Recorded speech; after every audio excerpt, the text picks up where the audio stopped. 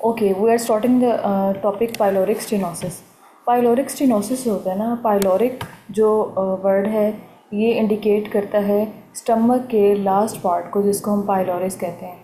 Stomach के आपको पता है 3 पार्ट्स में हम इसको पढ़ते हैं, फंडस, बॉडी और नीचे वाला जो पोर्शन होता है उसको हम पाइलोरिस कहते हैं, जो कि डिओडिनम के साथ कनेक्टेड होता है। ठीक है। और स्टेनोसिस का मतलब होता है narrowing of the pathway. Okay. Pyloric stenosis जो है ये शो करता है कि हम जो है ना वो पाइलोरिस की नैरोइंग की बात करने लगे यहाँ पे। ठीक है। इंट्रोडक्शन की अगर हम बात करें तो पाइलोरिक स्टेनोसिस में जो पाइलोरिस पोर्शन है, पाइलोरिस पोर्शन स्टमक का बिल्कुल एंड वाला पोर्शन और स्मॉल इंटेस्टाइन का स्टार्टिंग वाला पोर्शन, ठीक है, वो नैरो हो जाता है, थिक हो जाता है, स्वेल कर जाता है, स्टेनोज्ड पोर्शन बन जाता है वो। ठीक है। पाइलोरिक स्टेनोसिस और पाइलोरोस्टेनोसिस भी इसको बोलते हैं। नैरोइंग और stenosis of the opening from the stomach to the first part of the small intestine known as a duodenum. Simply इसी चीज़ की डेफिनेशन बनी हुई है कि जो पाइलोरिक स्टेनोसिस है वो एक नैरोइंग हो जाती है पाइलोरस की। और पाइलोरस क्या है? ये स्टमक का लास्ट पोर्शन होता है जो कि डिओडिनम के साथ कनेक्टेड होता है। पाइलोरस का मीनिंग होता है गेट।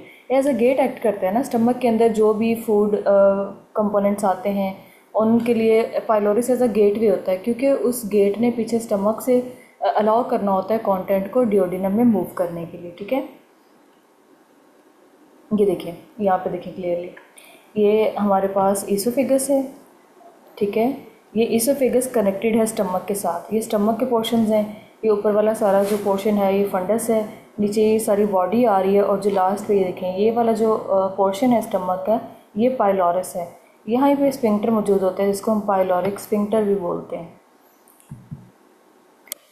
ड्यू टू enlargement और hypertrophy of the muscles surrounding this opening which spasm when the stomach empties।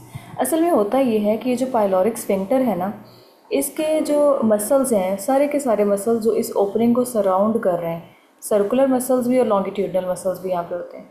In muscles की जब हाइपरट्रॉफी होना शुरू हो जाती है ना, अपने साइज़ में इंक्रीज़ करना हो जाते हैं, हाइपरट्रॉफी होती है इनकी, और हाइपरप्लेशिया भी यहाँ पे होता है, इनका सेल्स का नंबर भी इंक्रीज़ होने लग जाता है। उसकी वजह से यहाँ पे एक मैस सा बन जाता है, ओपनिंग जो है वो ऑब्स्ट्रक्ट हो जाती है, कंटेंट स्टमक का डिओडिनम में अब नहीं जा सकता, और यहाँ पे एक स्वेलिंग सी बन जाती है टिश्यू मैस की। This condition causes severe projectile non bilious vomiting. देखिए यहाँ पे ना जो स्टमक का कंटेंट है वो अभी यहाँ से मूव ही नहीं किया, उसके अंदर कोई सिक्रीशन ऐड नहीं हुई, कोई बाइल वगैरह उसमें ऐड नहीं हुआ। ठीक है। जब जिस जो गेटवे था जहाँ से फूड ने पास होना था डिओडिनम में, वही जब ब्लॉक है, सारा फूड कंटेंट स्टमक में ही रहता है, और स्टमक से फिर उसके पास एक ही वो रास्ता बचता है कि वो ईसोफेगस के थ्रू जो है ना वो वॉमिट के ज़रिए वहाँ से बाहर निकले। वॉमिटिंग बहुत ज़्यादा होती है, प्रोजेक्टाइल नेचर की वॉमिटिंग होती है, और ये नॉन बिलियस वॉमिटिंग। ये की पॉइंट है, ये आप लोगों ने याद रखना है कि पाइलोरिक स्टेनोसिस में जो वॉमिटिंग होती है वो नॉन बिलियस वॉमिटिंग होती है। ठीक है। It is most often occurs in the first few months of life.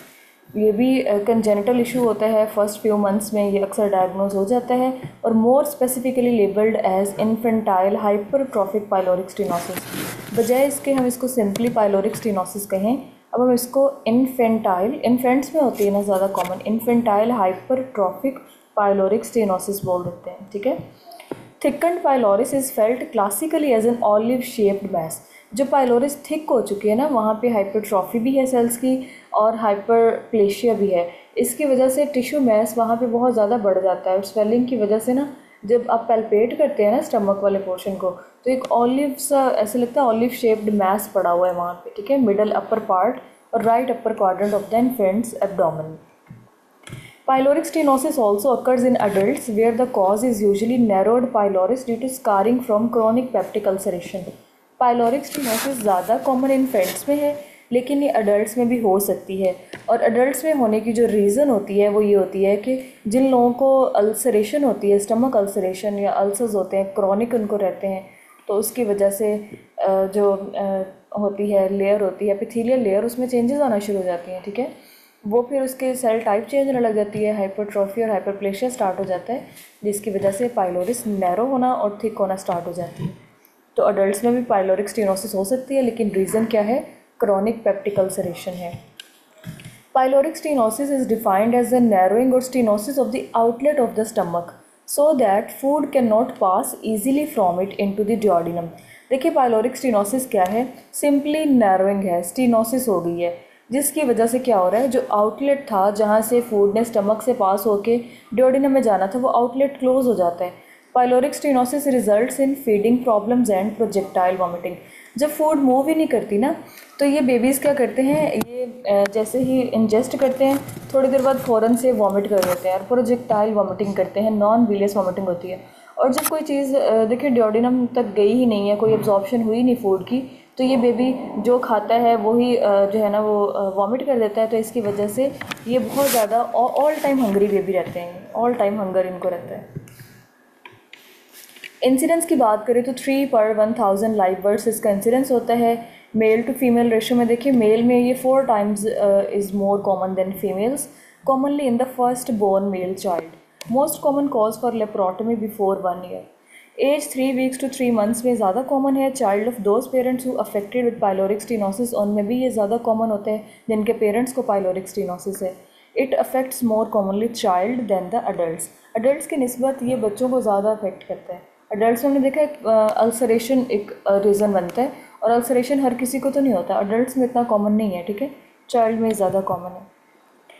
अगर इसकी हम कॉजेज़ की बात करें तो सबसे जो फर्स्ट हमारे माइंड में चीज़ आती है वो ये है कि ये एक इडियोपैथिक है, ठीक है। कोई ज़्यादा सारी रिसर्चेज जो है ना वो इस चीज़ को मतलब ऐसी अभी तक हमारे सामने ना कोई ऐसी वजह, इसकी ख़ास वजह सामने आई नहीं है।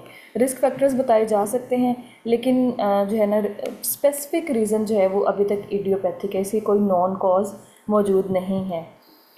एक ये बताई जाती है थ्योरी कि नाइट्रिक ऑक्साइड सिंथेज एंजाइम होता है, नाइट्रिक ऑक्साइड सिंथेज एंजाइम जो नाइट्रिक ऑक्साइड बनाता है, और nitric oxide as a muscles को ना रिलैक्स करने के काम आता है। जब नाइट्रिक ऑक्साइड सिंथेज डेफिशिएंसी होती है, नाइट्रिक ऑक्साइड नहीं बनता, तो जो पाइलोरिस के मसल्स होते हैं ना वो स्पैज़म करते हैं, ठीक है।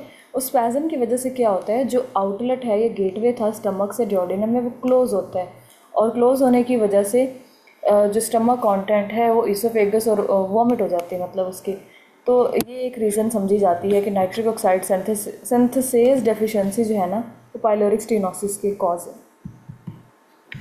अगर हम सेक्स की बात करें तो जैसे कि पहले भी हमने डिस्कस किया, ये मेल्स में 4 टाइम्स कॉमन है than females. Pyloric stenosis is seen more often in boys specially first born child than in girls, ठीक है। ये देखें, ये नीचे जो बना हुआ है देखिए, एक साइड पे सीसा के जो है 4 मेल्स हैं और एक तरफ फीमेल है। एक तो फर्स्ट बोर्न चाइल्ड में ज़्यादा रिस्क है और ऊपर से मेल जेंडर में ज़्यादा रिस्क है, ठीक है। मेल्स में 4:1 रेशो है इसकी। रेस की बात करें तो pyloric stenosis is more common in Caucasians of northern European ancestry, less common in African American and rare nations. Asians है बहुत रेयर है, जैसे हम जैसे लोग हैं, ठीक है, एशियंस हैं हम लोग, इनमें बहुत रेयर है। अफ्रीकन अमेरिकन में भी होता है, लेकिन सबसे ज़्यादा ये यूरोपियन एंसेस्ट्री में देखा गया है। प्रीमेच्योर बर्थ, ये भी एक रिस्क फैक्टर है। बहुत सारे बेबीज़ जो प्रीमेच्योर होते हैं वो ज़्यादा इस रिस्क पे होते हैं कि पाइलोरिक स्टेनोसिस उनको डेवलप हो जाएगा। फैमिली हिस्ट्री की बात करें तो फैमिली हिस्ट्री तो इसमें है, ठीक है।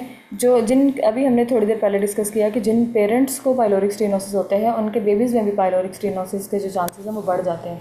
Studies found higher rates of this disorder among certain families.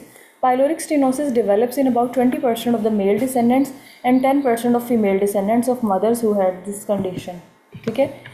Pregnancy में अगर मदर जो है वो स्मोकर है, स्मोकिंग करती है, तो ये भी एक रिस्क फैक्टर होता है पाइलोरिक स्टेनोसिस के डेवलप होने का चाइल्ड में। Early antibiotic use babies given certain antibiotics in the first weeks of life, erythromycin to treat whooping cough for example.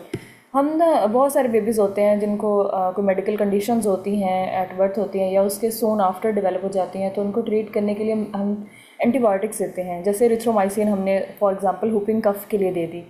लेकिन ये जो एंटीबायोटिक्स का इतना अर्ली एज में यूज़ होता है ना, ये भी एक रिस्क फैक्टर बनता है बेबीज़ में पाइलोरिक स्टेनोसिस डेवलप होने का, ठीक है।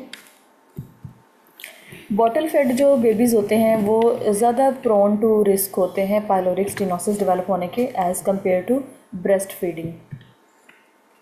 In adults, it can occur due to history of peptic ulcers in pylorus region and hypertrophic changes in the muscle layers of the pylorus. देखिए मेल्स में जो है वो एक ही ज़्यादा कॉमन रीज़न है, वो है पेप्टिक अल्सरेशन। वो भी ख़ास तौर पर अगर वो पाइलोरिस रीजन में अल्सरेशन हो रही है, ठीक है, तो उसकी वजह से क्या होगा, वहाँ पे जो मसल लेयर है उसमें चेंजेस आना शुरू हो जाती हैं, हाइपरट्रॉफी स्टार्ट हो जाती है वहाँ पे। पैथोफिजियोलॉजी अगर हम इसकी देखें तो गैस्ट्रिक जो आउटलेट था, ये हम पहले भी डिस्कस हमने किया है। गैस्ट्रिक आउटलेट जो है जिसने कि अलाउ करना, गैस्ट्रिक आउटलेट है क्या, पाइलोरिक स्फिंक्टर था जो कि अलाउ करता है स्टमक से ड्यूओडेनम में कंटेंट को एंटर होने को। Gastric outlet obstruction due to hypertrophic pylorus impairs emptying of the gastric content into the duodenum. जब आउटलेट ऑब्स्ट्रक्ट हो गया तो उसने जो है ब्लॉक कर दिया, अब कोई भी कंटेंट स्टमक से ड्यूओडेनम में एंटर नहीं होगा। इसकी वजह से क्या होगा, as a consequence all ingested food and gastric secretions can only exit by vomiting. इसके नतीजे में जो भी फूड हमने इंजेस्ट की है जो स्टमक के अंदर है, उसे कोई और आउटलेट नहीं है सिवाय इसके कि वो वॉमिट कर दी जाए, और प्रोजेक्टाइल नेचर की वॉमिटिंग होती है। Persistent vomiting results in loss of stomach acid. जब परसिस्टेंट वॉमिटिंग रहती है, अभी बेबी ने फीड किया और अभी उसने वॉमिट कर दिया, तो इसकी वजह से ना स्टमक से हाइड्रोक्लोरिक एसिड बहुत ज़्यादा जो है वो लॉस होता है। हाइड्रोक्लोरिक एसिड लॉस होने की वजह से अल्कलोसिस डेवलप होना स्टार्ट हो जाती है, एसिड की डिफिशिएंसी हो जाती है बॉडी में। HCl लॉस हो रहा है तो मतलब क्लोराइड आयन बॉडी से लॉस हो रहे हैं। Chloride loss results in low blood chloride level which impairs the kidney's ability to excrete bicarbonate. जब बॉडी के अंदर क्लोराइड का लेवल लो हो रहा है, क्लोराइड का लेवल क्यों लो हो रहा है, क्योंकि स्टमक से परसिस्टेंटली वॉमिटिंग हो रही है, HCl का लॉस हो रहा है। HCl यानी हाइड्रोक्लोरिक एसिड में देखिए क्लोराइड का लॉस हो रहा है। क्लोराइड लॉस होने से बॉडी में क्लोराइड की क्वांटिटी कम रह जाती है, जिसकी वजह से किडनीज़ का जो फंक्शन है ना बाइकार्बोनेट्स को रिमूव करने का, वो अफेक्ट होता है। This is the significant factor that prevents correction of the alkalosis. जो बॉडी में क्लोराइड ही नहीं है, किडनीज जो है वो प्रॉपरली बाइकार्बोनेट्स को एक्सक्रीट ही नहीं कर पाते, तो इस वजह से ये एक रीज़न बनता है कि ऐसे पेशेंट्स में अल्कलोसिस को ट्रीट करना बहुत मुश्किल हो जाता है। The vomited material doesn't contain bile because the pyloric obstruction prevents entry of duodenal contents into the stomach। जो मटेरियल वॉमिट हो रहा होता है ना स्टमक से, उसमें बाइल नहीं है, क्योंकि जो आउटलेट था स्टमक से, अभी उसने ड्यूओडेनम में जाना था तो उसमें बाइल की मिक्सिंग होनी थी, उससे पहले ही सारा वॉमिट हो जाता है। तो जो वॉमिटिंग होती है non bilious kind of vomiting होती है। Secondary hyper aldosteronism develops due to decreased blood volume. Aldosteronism जो है ना वो डेवलप हो जाती है, हाई एल्डोस्टेरोन लेवल रिलीज़ हो रहे होते हैं किडनी से। Cause the kidneys to avidly retain sodium and excrete increased amounts of potassium into the urine. ये कंपनसेटरी मैकेनिज्म होता है ब्लड वॉल्यूम के कम होने का, जिसमें एल्डोस्टेरोन का लेवल इंक्रीज़ करवाया जाता है ताकि वो सोडियम की रिटेंशन करे।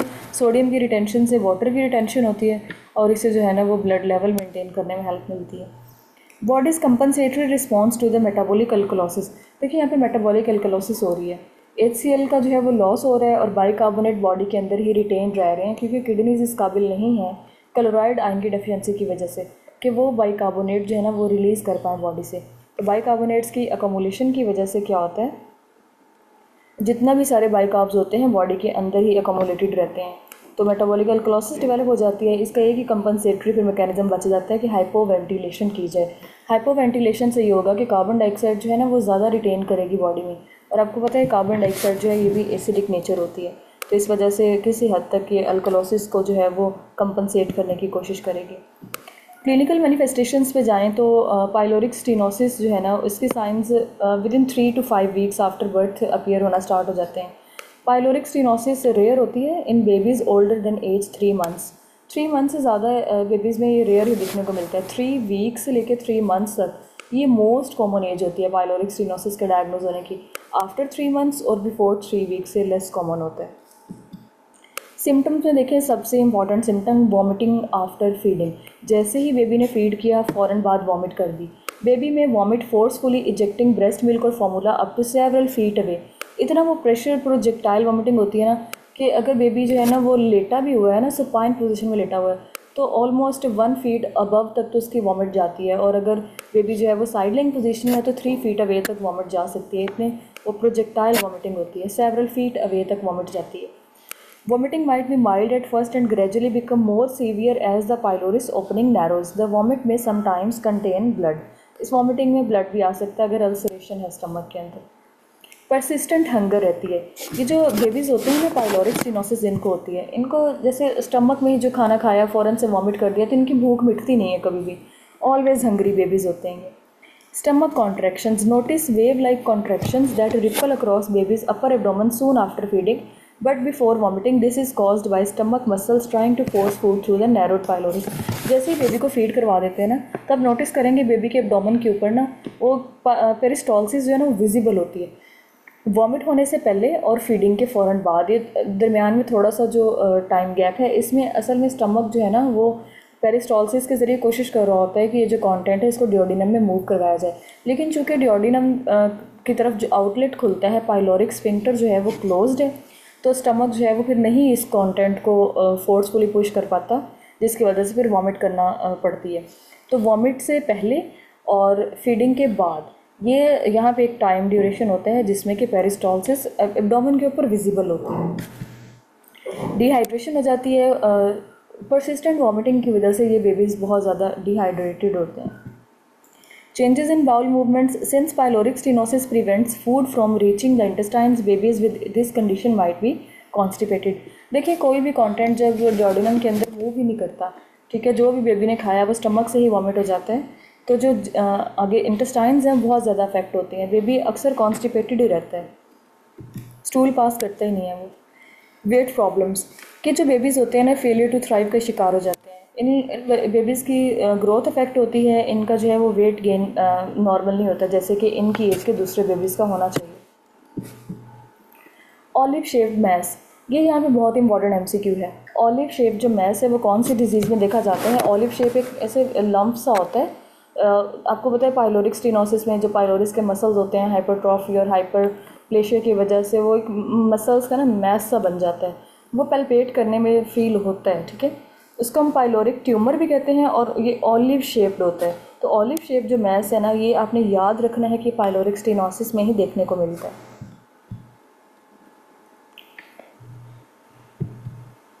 इनकी मेडिकल मैनेजमेंट की अगर हम बात करें, infantile pyloric stenosis is typically managed with surgery. ये सर्जिकल प्रोसीजर है, हमें मायोटमी करनी पड़ती है, मसल्स की रिजेक्शन करनी पड़ती है, तब जाके ठीक होता है। Very few cases are mild enough to be treated medically, लेकिन अगर बहुत ज़्यादा सीवियर नहीं है तो इसको मेडिकली भी ट्रीट किया जा सकता है। Danger of pyloric stenosis comes from the dehydration and electrolyte disturbance rather than the underlying problem itself. देखिए जो पाइलोरिक स्टेनोसिस है ना, वो इटसेल्फ इतना बड़ा प्रॉब्लम नहीं है, लेकिन इसकी वजह से इलेक्ट्रोलाइट इम्बैलेंस जब होते हैं, जब इसकी वजह से न्यूट्रिशनल रिक्वायरमेंट्स पूरी नहीं होती, तो वो ज़्यादा बड़ा रिस्क होता है। Therefore, the baby must be initially stabilized by correcting the dehydration and the abnormally high blood pH seen in the combination with low chloride levels with IV fluids. सबसे जो फर्स्ट पे हमारा काम होता है ना, वो होता है कि डिहाइड्रेशन को मैनेज करें। डिहाइड्रेशन को मैनेज करना, फ्लूइड एंड इलेक्ट्रोलाइट्स को मैनेज करना, और इसके साथ साथ देखिए ब्लड की पीएच बहुत हाई होती है। ब्लड की हाई पीएच का मतलब मेटाबॉलिक अल्कलोसिस है, ठीक है, अल्कलोसिस है हाई पीएच का, सिंपली मतलब है। अल्कलोसिस क्यों हुई? क्योंकि परसिस्टेंट वॉमिटिंग है, HCl या स्टमक से एसिड का कॉन्टिन्यूसली लॉस हो रहा है। This can usually be accomplished in about 24 to 48 hours. तो जब हमने इस डिज़ीज़ की मैनेजमेंट में आना है ना, तो सबसे पहले हमने पीएच को मैनेज करना है, उसका नॉर्मल रेंज में लेके आने की कोशिश करनी है, इलेक्ट्रोलाइट्स को मेंटेन करना है और डिहाइड्रेशन को करेक्ट करना है। Intravenous and oral atropine may be use to treat pyloric stenosis. Pyloric stenosis में एट्रोपिन काफ़ी हेल्पफुल होती है। सक्सेस रेट इसका 85 से 89% है, compare to nearly 100% for pyloromyotomy. However, it requires prolonged hospitalization, skilled nursing and careful follow-up during treatment. जो अगर हम मायोटमी करते हैं ना, पाइलोरोमायोटमी, ये एक सर्जिकल प्रोसीजर है, इसकी प्रोग्नोसिस 100% है, लेकिन इंट्रावीनस ओरल एट्रोपिन की 85 to 89% है। मेडिकेशंस की बनिस्बत सर्जरी अगर हम करते हैं तो ये है कि हमें एक स्किल्ड नर्सिंग उसकी बेबी की रिक्वायर्ड होती है, और हॉस्पिटल का जो स्टे का टाइम पीरियड होता है वो इंक्रीज़ हो जाता है। मेडिसिन जो है वो टाइम कम लगेगा, जो है वो बहुत ज़्यादा स्किलफुल स्टाफ भी नहीं चाहिए रिक्वायर्ड, और बहुत ज़्यादा स्किल्ड बेबी की जो है ना वो नर्सिंग केयर भी अगर ना हो तो चलेगा। 85 to 89% जो है ना वो सक्सेस रेट है इसका एट्रोपिन का पाइलोरिक स्टेनोसिस के अंदर। It might be an alternative to surgery in children, लेकिन अगर हम कोई बेबी है कॉन्ट्रा इंडिकेटेड है, उसका वेट या उसकी एज जो है ना वो हमें परमिट नहीं कर रही कि उसकी सर्जरी कर सकें, तो फिर ऐसे बेबीज़ के लिए ये जो एट्रोपिन है ये बेस्ट रहता है। सर्जिकल मैनेजमेंट में लेप्रोस्कोपिक पाइलोरोमायोटमी हम करते हैं। नर्सिंग मैनेजमेंट देखिए, consider thermo regulation at all times. हमने बेबी का जो टेम्परेचर है ना उसकी कॉन्टीन्यूस मॉनिटरिंग रखनी होती है। Before transport to theatre, transfer infant to incubator set at neutral thermal environment temperature. Ensure incubator will be plugged in and pre warmed for the infant to be transferred into recovery. जब theatre से बाहर आएगा ना baby, तो आपने कोशिश करनी है कि जो इंक्यूबेटर है वो प्री वार्म्ड हो, उससे पहले से ही आपने वार्म करके रखा हो और बेबी को फ़ौरन से उसके अंदर शिफ्ट करें। After return to the ward, ensure temperature is stable prior to transferring to open cot. Open cot में बेबी को ट्रांसफ़र करने से पहले इस चीज़ को इंश्योर करना है कि जो बेबी का टेम्परेचर है ना वो स्टेबल है। Temperature hourly until stable, routine post anaesthetic observations, monitor wound and report abnormalities to surgeon. Observe for bleeding, redness, swelling, ooze from incision site. देखिए जो इंसिजन साइट है जहाँ से पाइलोरोमायोटमी हुई है वहाँ से कोई रेडनेस तो नहीं हो रही, वहाँ अगर स्वेलिंग हो जाती है, ब्लीडिंग स्टार्ट हो रही है या कोई इंसिजन साइट को आपने मॉनिटरिंग करना है simply. Maintain adequate fluid balance chart. IV site को मॉनिटर करना है। एडिकेट पेन रिलीफ बेबी को देने हैं, पेन असेसमेंट टूल यूज़ कर सकते हैं और जो भी डॉक्टर ने as a pain medication recommendation दी हुई हैं उनको फॉलो करना है। सर्जिकल प्रोसीजर की कुछ कॉम्प्लिकेशंस होती हैं जिसमें सबसे पहले वोंड इन्फेक्शन। अगर वोंड की प्रॉपर केयर ना की जाए तो उसमें इन्फेक्शन हो जाता है। इंसीजनल हर्निया, अगर स्टिचेस जो हैं उनकी प्रॉपर केयर नहीं की या बेबी को कफिंग थी या कॉन्स्टिपेशन रही है जिसकी वजह से जो है ना वो ज़्यादा चांसेस होते हैं कि इंसियन खुल सकता है, ठीक है। वहाँ से प्रोट्रूजन हो सकती है ऑर्गन की, किसी भी डियोडिनम वगैरह की प्रोट्रूजन हो सकती है।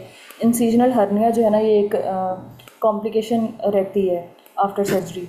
परसिस्टेंट वॉमिटिंग होती है। Stagnation, gastritis. गैस्ट्राइटिस देखिए स्टमक की इन्फ्लेमेशन हो जाती है कॉन्टीन्यूसली। अगर उसमें जो खाना है वो अगर वो स्टे कर गया कुछ इसका पोर्शन, ना तो वो वॉमिट में निकला है ना ही वो आगे मूव किया है, आउटलेट जो है वो क्लोज था, तो उसकी वजह से गैस्ट्राइटिस भी हो सकता है। म्यूकोजल परफोरेशन और शॉक में जा सकता है child. As long as pyloric stenosis is diagnosed quickly the prognosis is excellent. अगर ये बहुत जल्दी से डायग्नोस हो जाए, देखिए 3 वीक से 3 मंथ्स तक ये बहुत कॉमन है। अगर इसके अंदर इसकी डायग्नोसिस हो जाती है, इसका ट्रीटमेंट जो है वो हो जाता है, तो फिर इसकी प्रोग्नोसिस काफ़ी एक्सेलेंट होती है।